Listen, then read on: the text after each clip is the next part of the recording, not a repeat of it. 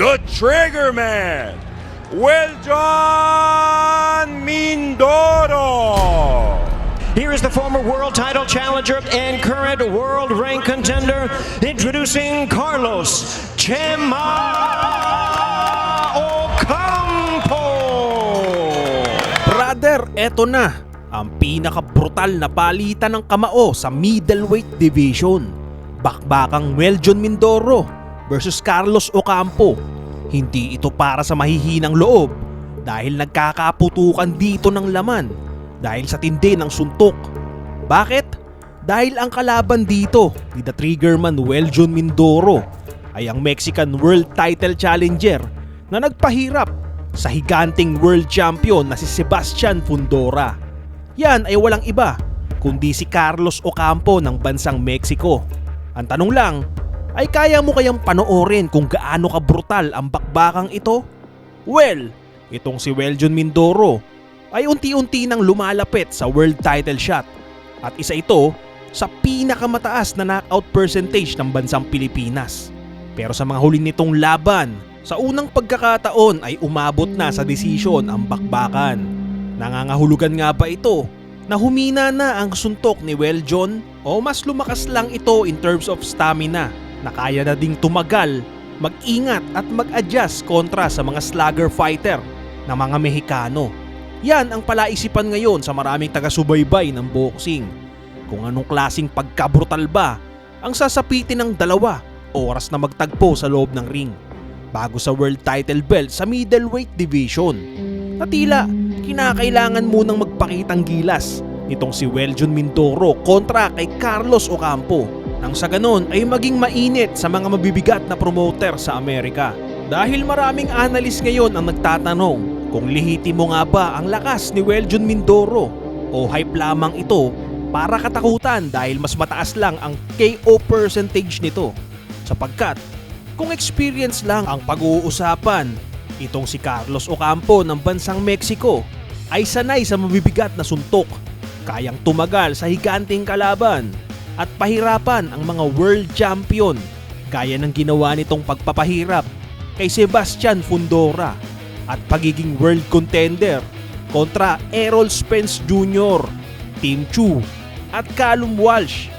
At para ating lubos na maaninag kung sino nga ba ang tunay na delikado, tara at magkasama nating saksihan ang matinding paghaharap ni Weljon Mindoro versus Carlos Ocampo fight analysis sa middleweight division. Ano yung key number 3 natin dito? Show no mercy but be smart. Bakit? Kasi yung left hand ni Carlos Ocampo is very powerful, no? Malakas po yung kaliwa ni Carlos Ocampo. So dumako tayo sa example ng fight na yan. Dahil dito, brother, no? In terms of experience, mas ma-experience yung kalaban niya rito. Itong naka white trunks dito, yung kalbo na yan, yan po ay highly ranked in terms of pro boxing, no? So kailangan maingat ka pagkakalaban mo yung mga experienced fighter. Pero kahit na maingat ka, kailangan no mercy ka, no, sa laban. Tulad ng ginagawa dito ni Weljon, silipin natin. Paano i-execute yon ni Weljon Mindoro? Yung maging matalino pero nakakatakot pa rin sa laban. Paano gagawin yan? Kasi kalimitan sa mga mentality ng mga boksingero, di ba, napapanood natin. Pag sinabing smart, kumaga hindi ka na makikipag-engage di ba? Susuntok layo ka na lang Hit and not be hit. Pero this time, Weljon Mindoro gagamit ng talino. Pero gagamit din ng tapang, no? Ayan. So sugod ng sugod dito si Weljon. Kinakat yung ring. He is trying to outsmart this guy. Ayan. Paano to huhulihin ni Weljon Mindoro? Yan ang tanong. Napakahirap na laban to sa totoo lang, no? Kasi yung kalaban niya mahilig mag-clinch, parang haton. Pero anong pinakita sa laban na yun ni Manny Pacquiao? No mercy, di ba? Eto. Tumatama ng pasimple yung short punches doon ni Weljon. Ay ano, yung sinasabi nating no mercy. Kumbaga, yung ayan, pak! Di ba? Kitang-kita mo yung talim ng suntok ni Weljon. Matalino yung kalaban no? Kita nyo, ginugulangan si Weljon Mindoro. Pagka ganyan, dapat huwag ka magpapagulang di ba? Tama yung ginagawa ni Weljon dito Dapat marunong kang gumante sa kalaban. So ito, IBA belt po ang pinag-uusapan. Nanonood po rito si Beterbiev, one of the best pound for pound fighter sa buong mundo. Nanonood po yung champion na yan, brother. Eto, magulang yung kalaban. Alam niyang delikado siya sa sabayan, ginagamitan niya ng clinch, no? Ginagamitan niya ng yakap, sabay suntok, ayan Kumbaga yung fight tactics natin kanina na 1-2 combination, ginagamit niya ito. Ayan napupuruhan ng kapiraso si Weljon. Pero, sabi nga natin, kailangan maging matalino ka sa fight. Sangayon ka ba sa akin, brother, na dapat maging matalino ka sa fight kasi kahit malakas ka sumuntok, hindi na uso ngayon yung yung makikipagbakbakan, mano-mano. Hindi na uso ngayon yan kasi marami nang natutong fighter o boxer ngayon in terms of sweet science. Tulad ng ginagawa ng kalaban niya rito. He is trying to outpoints Weljon Mindoro. So kailangan bigyan niya to ng dungis, no? Madungis na suntok. Ayan, nahihirapan niya tumama si Weljon kasi makulit yung kalaban. Ayan, Ang tanong, anong gagawin ni Weljon dito? Nanonood si Manny Pacquiao dito Di ba? Anong gagawin mo? Pagka binuhos mo lang yung lakas mo, tapos sugod ka lang ng sugod, nice. Matalino talaga yung kalaban Kita nyo, brother, bagay na bagay yung key number 3 natin. Be smart, pero show no mercy sa fight. Kasi ito, brother, tatakbo yung kalaban niya rito, i-outpoint si Weljon Mindoro. Pag ito hindi niya napuruhan, brother, matatalo siya dito. Kaya napaka-importante ng keys to win natin. Ayan kita nyo? Mabilis na iilagan ng kalaban, di ba? Pag puro power ang pinairal dito ni Weljon, hindi siya makakatama sa ganitong kagaling na boksingero. Ayan magaling madulas. Pagka medyo nakakabuelo si Weljon, ang ginagawa ng kalaban niya rito, dumidikit, Ayan. Siya nang nag-i-initiate, pero tingnan nyo, kinakat yung range ng hindi makabuelo si Weljon di ba? Nag-gets nyo kung gaano kagaling yung kalaban niya rito. So kailangan mas maging wiser si Weljon Mindoro. Yan medyo na-outpoint siya dito. Ginagamitan siya ng lateral movement, suntok layo. Si Weljon naman kinakat yung ring. Ako hindi ko minamalit yung kalaban ni Weljon, pero ang galing talaga dito sa fight na to. Kaya nga sabi ko, paanong way i-execute ni Weljon yung kanyang finishing move kung ganito katalino yung kalaban? Ayan parang ang galing sa amateur. Ayan outbox Weljon. Paano huhulihin niya ni Weljon Mindoro? Diba? Kada bitaw ni Weljon, tatakbuhan. Kung hindi tatakbuhan, didikitan para hindi makabuelo. Tas yayakap. Madulas talaga. Hirap na hirap si Weljon dito. Paano yung bitaw na dito ni Weljon, Binibitawan niya ng uppercut. So dito, naging matalino si Weljon, brother. Binibitawan niya ng mga short range punches. Alam niyang hindi uubra yung mga wild, no, yung mga range punches. Dahil nga ang laro nito didikit lang, no? Didikit or tatakbo. Ayan, no. So ayan, brother. So bumabato na lang si Weljon ng mga mabilisang suntok na tatama. Madulas na madulas yung kalaban, no? Ayan, nakaka-counter ng paunti-unti. So napansin ni Weljon, hindi umuubra yung mga suntok niya. Kailangan magbago siya ng way or variety of punches, no? Yung power mo, kailangan magamit mo sa tama. Ayan, bumibitaw na si Weljon.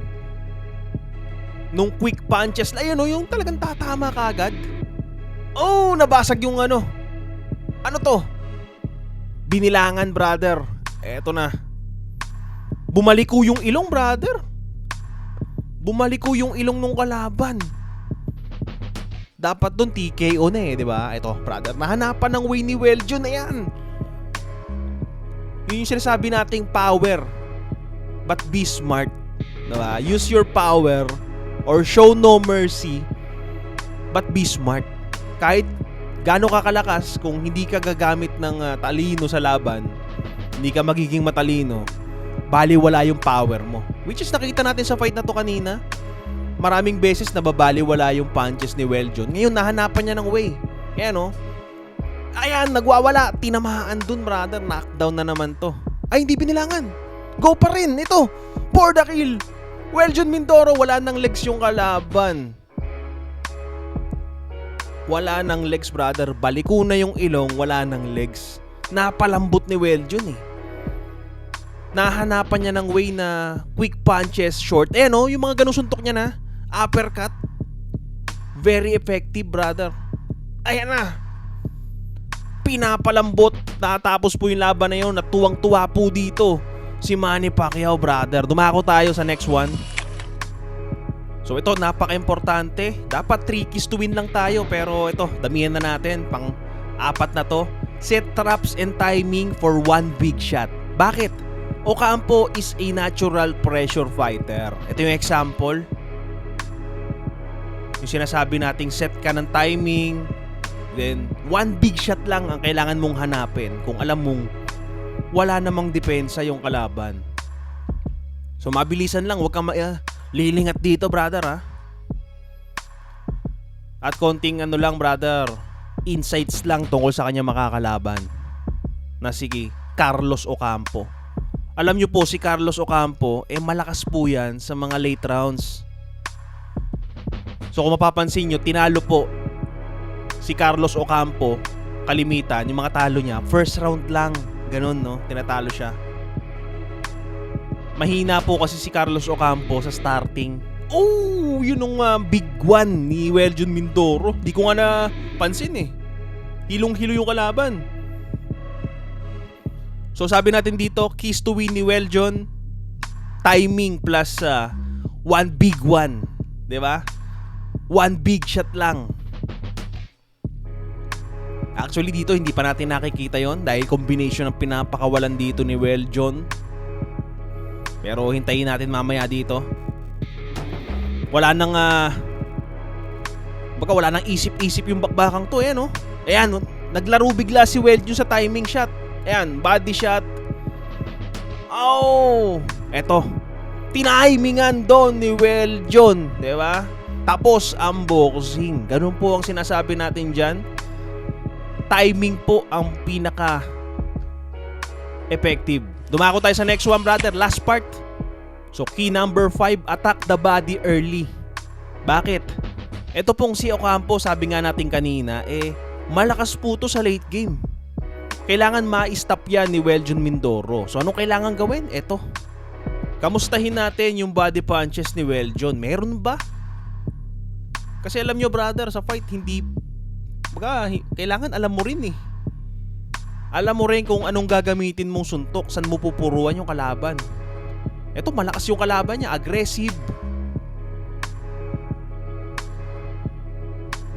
Ready to go yung kalaban niya rito, no? Anong naging bentahin ni Weljon dito? Yung body punches. Nung tinamaan to sa bodega, Napaatras, no? So may mga ganun kasing type of fighter, no? Sobrang lakas. Tapos nung nabigyan sa bodega, biglang malalaman natin hindi pa lang nag-training ng maigi. Di ba?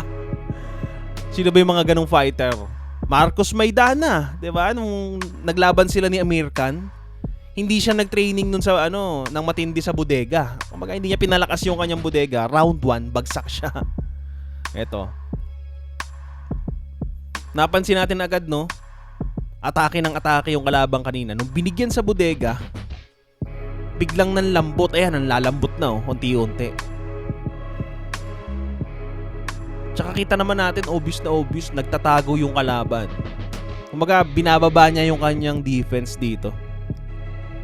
Bakit? May iniingatan eh. Kitang-kita natin. Ayan pinapalambot ni Weljun na paatras, brother. Obvious na obvious. Buti na lang si Weljun marunong bumasa. Ayan! Combination! Body shot na naman! Lumalambot yung kalabay! Kasakit nun. Yan po ang hinahanap natin kay Weljun Mindoro, yung body shot. Meron, nakita natin, no? So sa early rounds, pwedeng gawin agad yan ni Weljun para hindi man ma-knockout yung kalaban. Diba? Mukhang hindi pa nakaka-recover. Wala na talaga. Ganyan po si Weljun Mindoro. Dumako naman tayo sa kanyang makakalaban dito, yung naka-black trunks kontra sa higanteng si Fundora. So dito, brother, ito yung mga kinakaharap ni Carlos Ocampo. Yung mga hindi pangkaraniwang tao sa boxing, no? Ganto katangkad. Kitang-kita natin, kayang tumagal ni Carlos Ocampo sa mga late rounds. At dito, brother, napupuruhan niya pa itong si Sebastian Fundora. Ayan, no? Talagang palaban ho ito at matibay. Si Fundora ho, malakas din sumuntok, no? Kumbaga, ang laro niyan, no-brainer eh. Almost no-brainer punches ang galahon niyan eh. Pero dito, na-divert ni Carlos Ocampo yung Fundora sa slugfest. Eto. Ano ba napapansin nyo sa fight na yan? Paano lumaban yung Carlos Ocampo? Kumbaga, tibay ho ang puhunan niyan. Tibay, stamina. At malakas po yung kaliwa niya, brother, ha? Yang si Carlos Ocampo. Yan, dikdikan. So, ang pinakalamang talaga dyan, brother, nung kalaban ni Weljun Mindoro na si Carlos Ocampo dito, yung kanyang world experience, no? World title experience, tsaka yung kanyang puso sa laban. And then at the same time, yung kanyang bandila na Mexico.